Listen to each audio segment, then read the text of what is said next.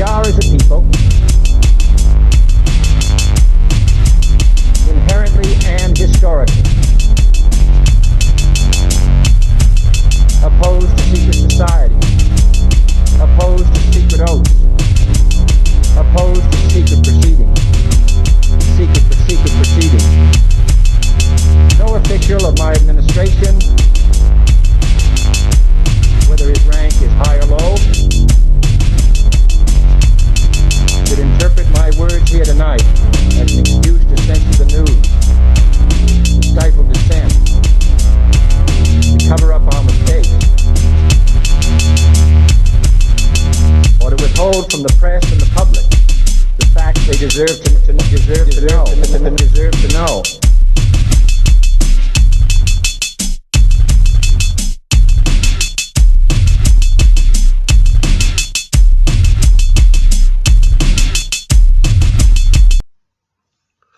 Welcome to Conspiracy Corner Podcast, everyone. This is Abe, your host. Just got off work. It is 4 a.m. Let's see, May 3rd now, I believe. May 3rd or May 2nd. I can't recall. One of the two. I usually like to start with a little update. I know I haven't done a podcast in a minute. Honestly, I've been busy with work, and when I haven't been busy with work, if the weather's nice, me and Sammy have been hiking. So last place we hiked at a little place next town over in Harrisburg, Kentucky, on the outskirts. It's called Shaker Village. It's kind of neat. Like Shakers in general, it's like a cult. But I know automatically with the C word cult, like a lot of people automatically have like a negative connotation. They were a little sketchy, but overall I think they were kind of decent. Basically, they didn't believe in having sex and stuff, which they did. Some of the members did. I had a buddy who used to bartend over there, because anyone who knows me knows that I used to be a bartender, and bartenders know other bartenders. We all run in the same circle. He used to bartend over there and said that they actually had to take out a wall or something and had found like 2 baby skeletons in there of way back in the day when, Shakers had sex when it was against their cult belief, and instead of aborting it, like they had to go full term and pretty much hit it within the walls. Crazy stuff, man. Crazy stuff. Which, I mean, you guys know, you grew up on the whole 666 Walt Disney. So you at least know about Hunchback of Notre Dame and religion cults. Because, I mean, with a cult, essentially, every religion starts out as a cult. All it takes to go from cult to religion is the amount of people, I digress. But yeah, we went hiking. During the summertime, if the weather's well, we do a lot of hiking. It's cheap. It's free most of the time except for the gas money. I think they had like a gate charge of like $10 for parking. And I mean, they have like 3 gift shops. I got a t-shirt for like $20. Just because there's so many trails, I know that I'm going to go back there at least like 5 more times because me and Sammy, like when we hike, man, we hike an entire park. Like there's multiple parks here in Kentucky that, we've literally made multiple trips. Like we will hike the entire thing. Like Perryville Battlefield, we've hiked the entire thing. Ravens Run, we've hiked the entire thing. We just keep going back, as long as there's a new trail, we're going to hit it up. And To me, it's relaxing, especially someone who is a conspiracy theorist. Um, you got a blue pill every now and then and just go outside, get some fresh air, get some, um, vitamin D, you know, go somewhere out in the woods and just relax and meditate and talk if you're with someone. If not, that's a good time to pray or do a mantra, whatever path you're on, and just become one with yourself again, if that makes any sense. Find that peace. Um, it's good. It's good for you, and it drives me nuts, man. It drives me nuts when I used to bartend, and uh, people would come up to the bar and be like, "So what do you all do around here?" And I don't know. I guess like where they thought that there was a lot of that, which Kentucky tourism is growing, but it's mostly like bourbon trail stuff, like distilleries, and which I've done the bourbon trail, I've done the wine tours and all that. Um, but they they asked me, what do you do for fun? And like, dude, I hike. If anyone has kept up with me for the past 4 years or 5 years on this channel, we do a shit ton of hiking, man. And people will be like hitting me up in the comments, like, "Where you at, Abe? What's going on? We're worried about you." And it's like, yeah, I haven't been making videos because I've been out in the woods like Sasquatch, Because I mean, this isn't my income. This is fun for me. If this was my main job, yeah, I'd be doing a podcast every day. Like I have a sponsor, Anchor, and I've made $3 off of it. So I don't do this for the money. I do it for it's therapeutic for me. I enjoy doing it. I wish it could be a main career one day. That would be excellent. But I work a lot on my day job. Like I'm doing overtime this week. We had some stuff that didn't get done completely, so you know I went in on my day off. Got to get it done. Um, but yeah, that's about it for an update. Yesterday was May Day. Oh yeah. This is crazy. This is crazy. So yesterday was May Day, and I was telling my wife the day before May Day, before I had went to sleep, I said, tomorrow's May Day. She's like, yeah, I know. What does that mean? I'm like, it's basically an Illuminati holiday, essentially. And she's like, so what does that mean? What do they do on May Day? And I was like, well, usually, let's see, Biden, earlier this year, he said by May 1st he wanted literally like an insane amount of people vaccinated, blah blah blah. Which we all know what the whole. I got to start coming up with code words, otherwise this channel is gonna get shut down like the last YouTube channel. But he wanted everyone to get the Jabberwocky, and by May 1st, and I was like, yeah, no wonder, because it's an Illuminati fucking holiday. Like anyone who's been in the truth community or studied it long enough knows that they do weird shit on May 1st. And I told her, I was like, well, Biden already said that. I said, but usually, I mean, behind closed doors, we don't know what the elites are doing. I mean, we kind of know, like they're probably doing some weird pizza dough type of shit. Um, you know, something pizza related, or like sacrificing, to appease the gods. I think it's Baal and Moloch. Everyone says, "Oh, they're Satanists. It's Satan." I don't really think it's Satan. I think Satan is a scapegoat. I think they're Baal and Moloch worshippers. But that's just me. I think they want you to think it's Satan, so that way you're casting out the wrong god. I mean, but you guys know how I lean on the whole satanic panic stuff. I mean, I'm kind of. I know there's two different forms, Levian and Luciferian. I've studied Levian, and essentially that's just atheism. Really, it's like a punk rock version of atheism, you know? So you're wasting your time if you're like trying to cast out a god that they don't believe in, you know? It's Baal and Moloch, in my opinion.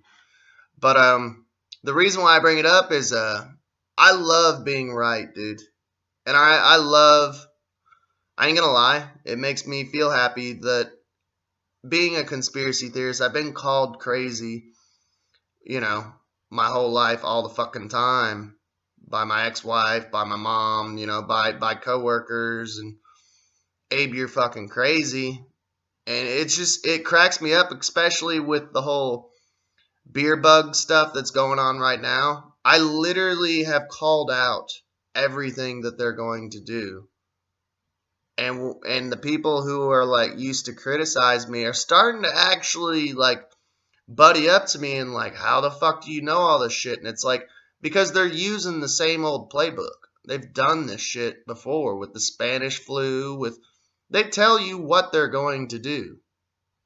You know, now some people say that's like some karmic relief for them is what they believe, you know. Perhaps, perhaps not. I don't know. I don't know. Um I'm not at some crazy level, you know, that some degree that you'd have to I don't know, it's all speculation, but I know what my intuition tells me. I mean, I used to be a fortune teller. The company was Jack of all trades out in Perryville, Kentucky. I used to do this shit for a living, so like my intuition is pretty fucking on point. But I digress.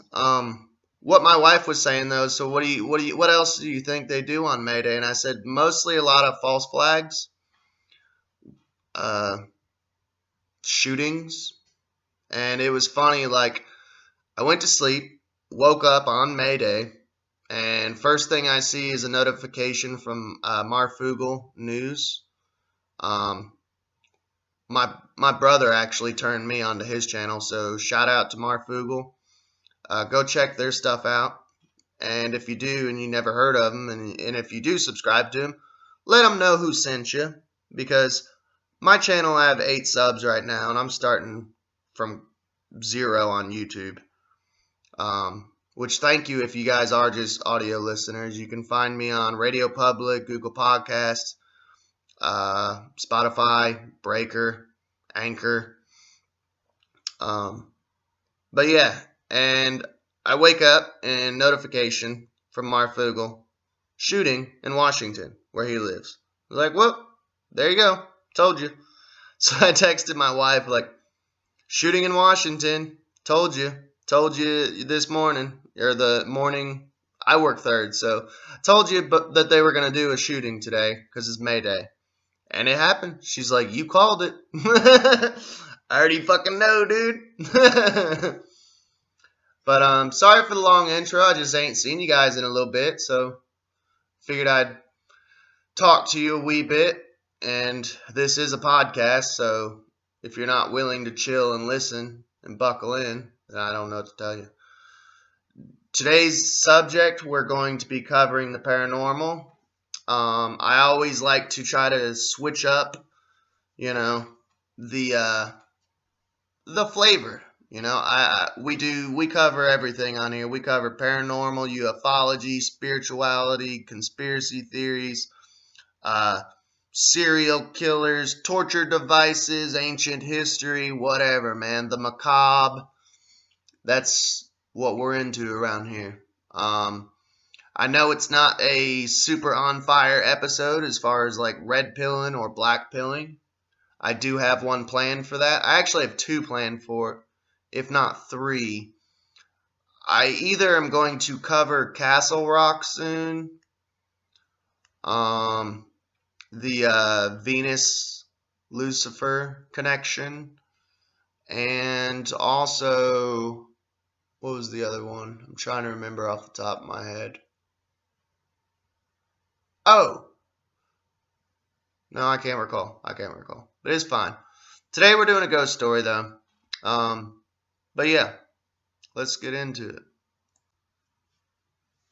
All right, now I liked this one in general because I used to work at a hotel, Beaumont Inn.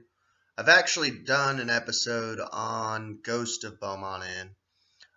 If you're interested, it's on the old channel, but I did save the playlist within this new channel if you're listening on YouTube.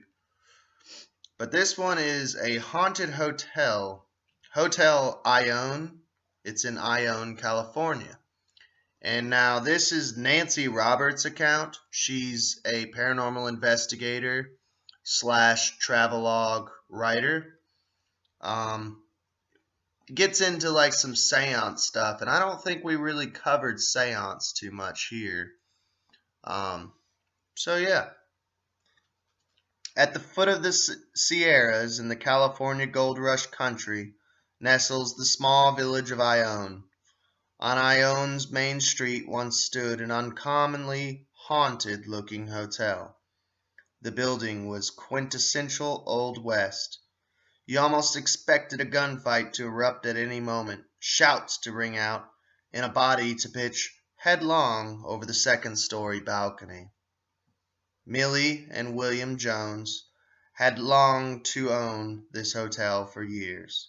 Thus, when they were finally able to buy it, they could scarcely believe their good fortune.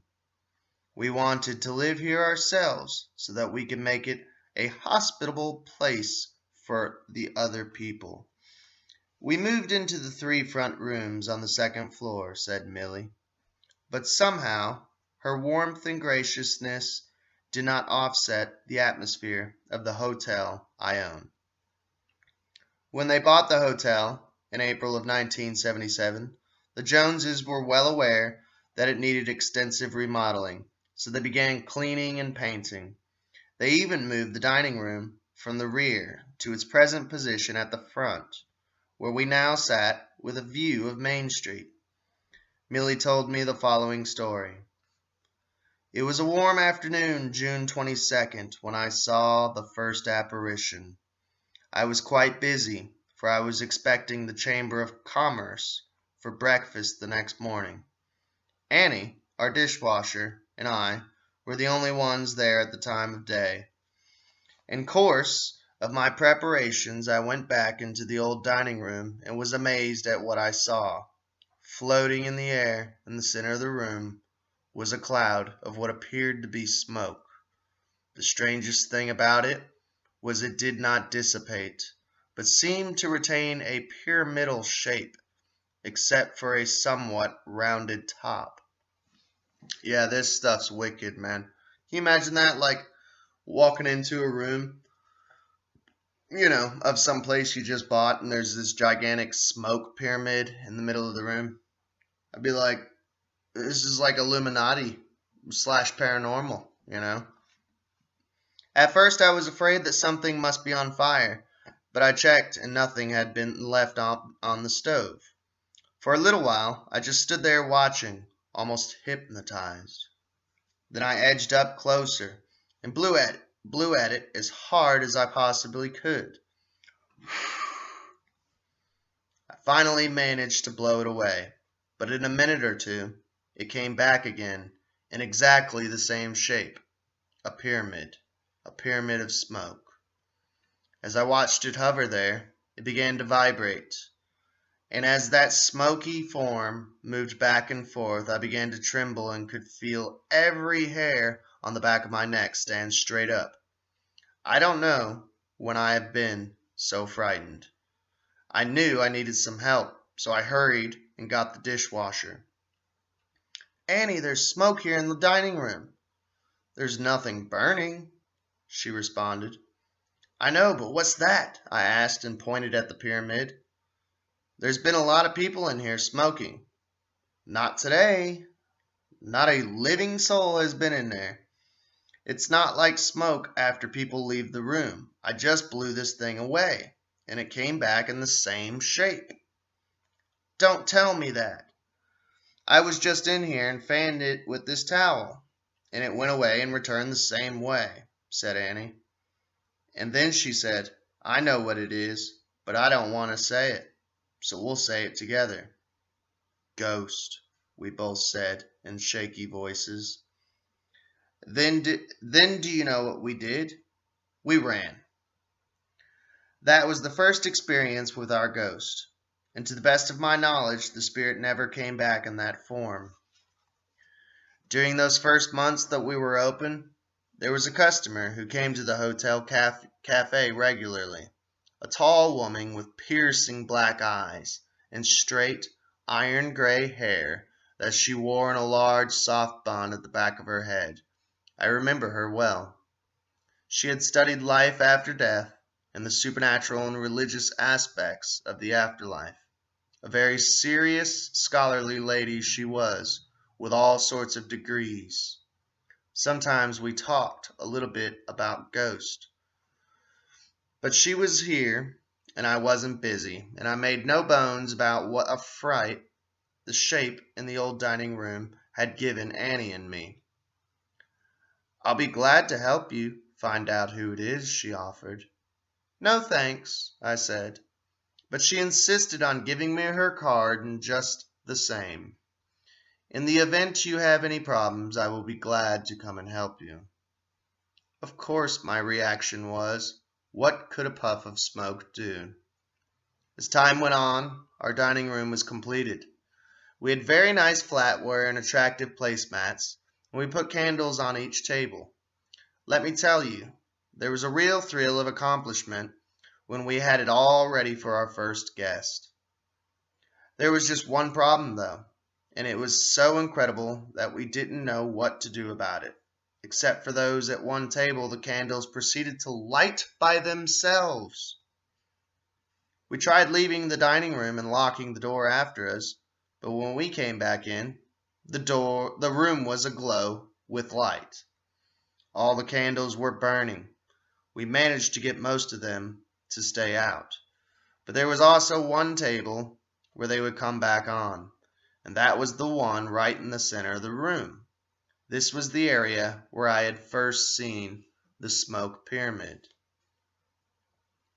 Of course, it was vitally important that none of our guests see this strange phenomenon.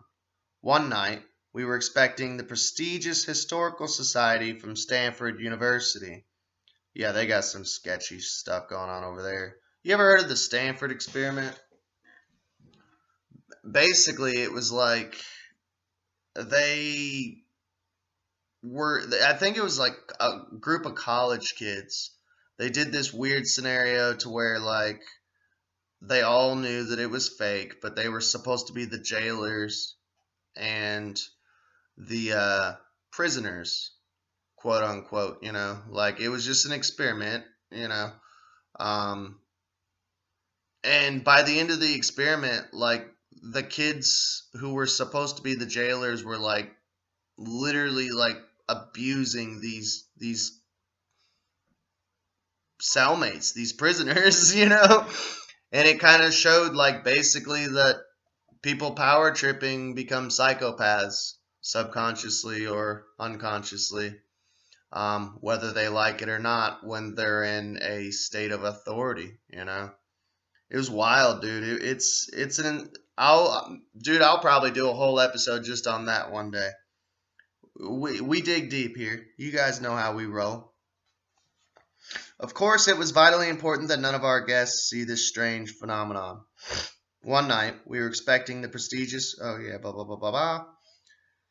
Sorry. Since they had made reservations for a dinner party, we were going to make sure all the candles did not relight by themselves. If any guests left early, we would not extinguish the candles at their tables. Moreover, we decided that after everyone was gone, we would simply remove all the candles from the dining room. That should solve the problem. But our troubles were not over. Shortly before our guests were to arrive, there was the most awful odor in the dining room. Now, if you recall on older episodes, we delved into the whole concept of awful odor and stinkiness in general. Usually smells like sulfur or rotten flesh is the sign of demonic oppression, demonic entities within said area. And I didn't know what in the world to do. Have you ever heard that spirits sometimes have an odor accompanying their presence? Well, I rushed over to the hardware store, got a lamp with an aromatic candle in it. We proceeded to burn it in the dining room. Sage would probably work better. In a few minutes, the odor was completely gone, and I was so thankful, for everything smelt just wonderful. Everyone enjoyed a lovely dinner, and they lingered, drinking coffee and talking. Finally, after the last guest had left, after midnight, we removed the candlesticks and locked the door. The next morning, I came down about 5:30 to fix breakfast, and the entire hotel smelled like frankincense and patchouli oil, sickeningly sweet. When I unlocked the door to the back room, the candles were burning once more. They had been moved from the top shelf of my grandmother's buffet to the bottom shelf, and they were burned completely down to a tiny flame. That's when I called the lady who had offered to come if I needed help. The hotel had burned down once, and by now you can understand that I was quite alarmed. I began to feel that this hotel was more subject to fire than most. We arranged for the woman who had studied the supernatural to come Saturday night at 10 o'clock. I felt so silly, even then, that I remember joking, "It needs to be night, and I must have a black cat under the table." So now we get into the seance.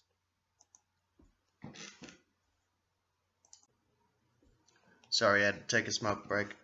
Man, I need to get like a little soundboard. That's one thing. I got $3 that I made off of Anchor. I want this channel to be self-supporting, like not for profit, but to pay for more equipment. And we have 2 microphones. We just don't have a splicer. I thought about making some t-shirts, not even to sell, but just hand make them to where, like, when I go hiking or out and about or on days off, I can wear it and kind of get the word out that this podcast exists. So I can, yeah, stuff like that, like a little sound effect machine. I don't know. I'm not very tech savvy, but I'd be able to figure it out, you know. I don't know. I just think it would help the podcast. When she arrived, I brought the whole staff into the dining room.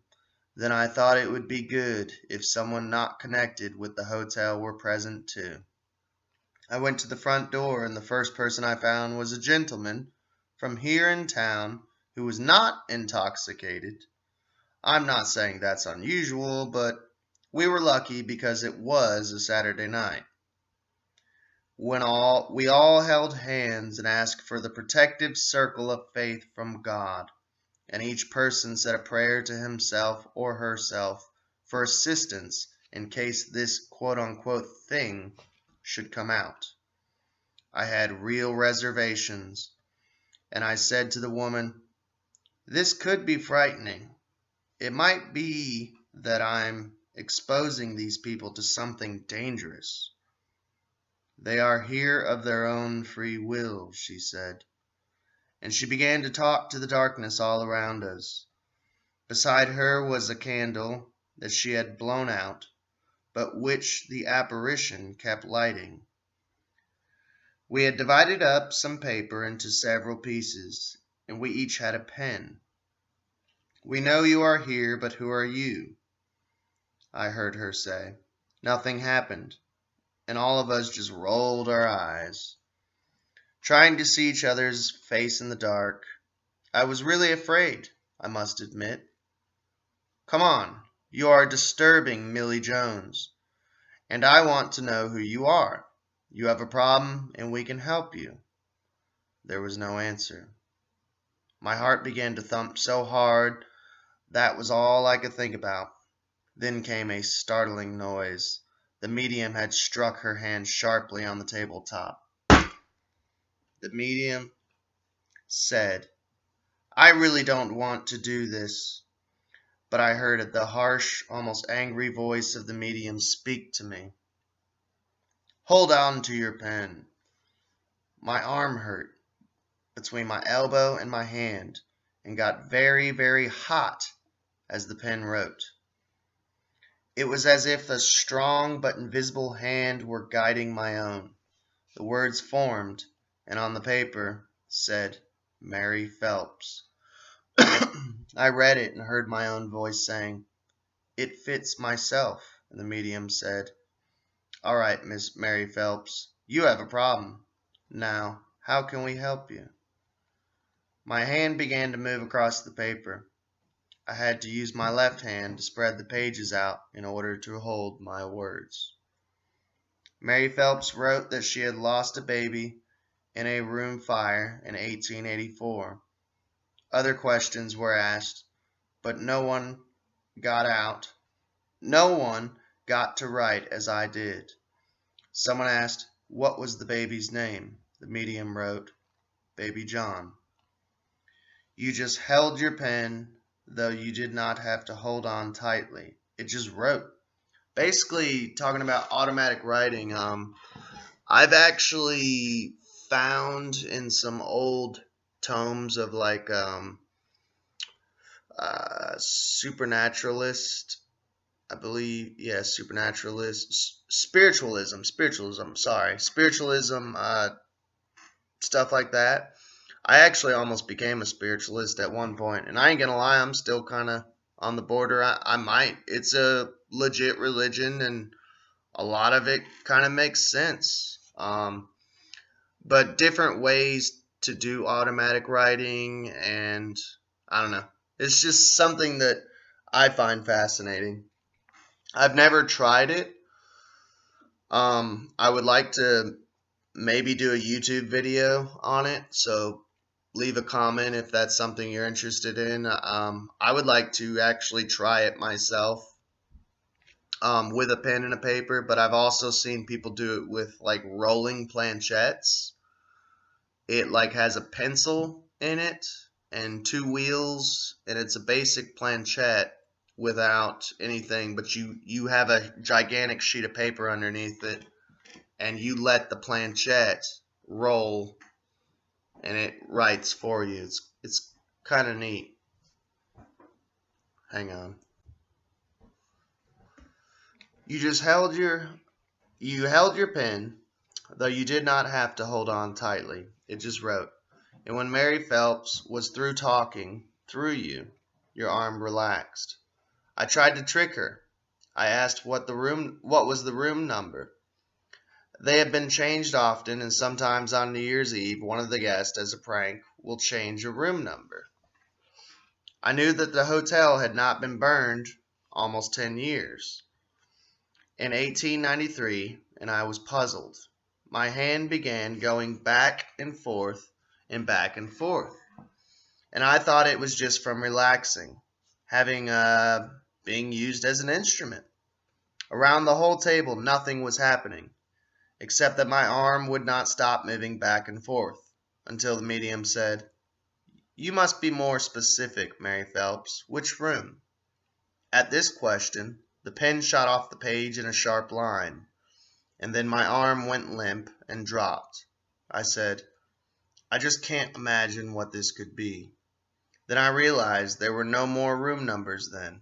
In a moment, my arm moved once more, and my hand, traveling across the page independent of my own will, wrote, Go where the wall is bent.